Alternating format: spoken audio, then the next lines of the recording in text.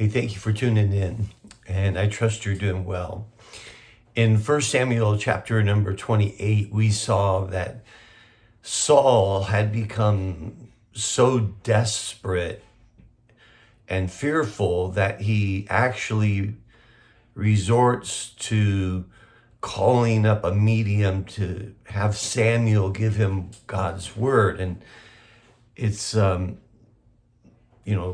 Christians need to be very careful that we realize that we live in a very spiritual world, and the demonic is not to be played with.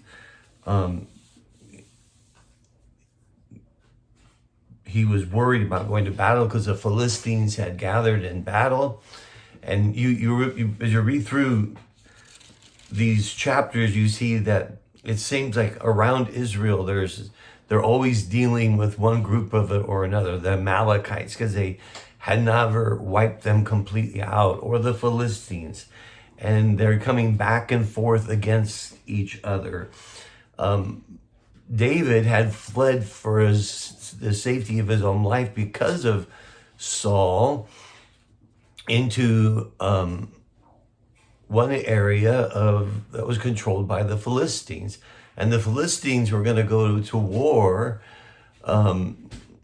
with Israel, and naturally David would go with them, but they didn't trust him to go to battle against his own people.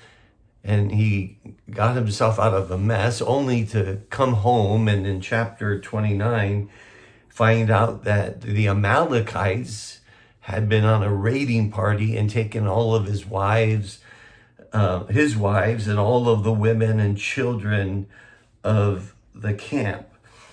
And so in chapter number 30, he goes in pursuit of the men. So they've been marching. They've been preparing to go to war with the Philistines against Saul. And now they find out that they need to go and fight with the Amalekites to get their women and children back. And all this is taking place at the same time that the Philistines are gathered against Saul. So David defeats the Amalekites, and he returns with a great spoil. He takes all of their everything that they had been taking from other people, and he comes back to Ziklag. Now in chapter number 31 is recorded the death of Saul. Now the Philistines were fighting against Israel, and the men of Israel fled before the Philistines and fell slain on Mount Gilboa. And the Philistines overtook Saul and his sons, and the Philistines struck down Jonathan and Abinadab and Malchishua, the son of Saul. The battle pressed hard against Saul, and the archers found him, and he was badly wounded by the archers. Then Saul said to his armor bearer, "Draw your sword and thrust me through with it, lest these uncircumcised come and thrust me through and mistreat me." But his armor bearer would not, for he feared greatly. Therefore Saul took his own sword and fell upon it. And his armor bearer saw that Saul was dead, and he also fell upon his sword and died with him. Thus Saul died, and his 3 sons, and his armor bearer, and all his men on the same day together. So Israel is scattered. Now remember, David had been anointed king, but he would never put his hand up against Saul, because Saul was God's anointed as well. He waited for God to do and open the doors that were necessary. What I find interesting is that Saul loses his life and his sons' lives because of his own disobedience to God. He couldn't hear from God anymore. God wouldn't speak to him. And the rebuke he gets But this is still a great day of tragedy for David and all of his people, because there was great reverence for the king. It says, the next day, when the Philistines came to strip the slain, they found Saul and his 3 sons fallen on Mount Gilboa. So they cut off his head and stripped off his armor and sent messengers throughout the land of the Philistines to carry the good news to the house of their idols and to the people. And he put his armor in the temple of Ashtaroth, and they fastened his body to the wall of Beth Shan.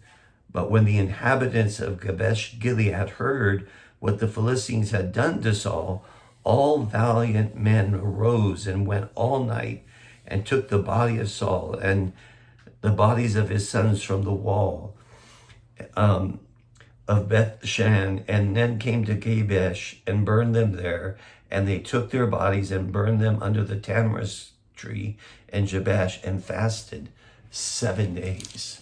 So you see, this is the end of 1 Samuel, which is recorded the life of Samuel and then the reign of King Saul.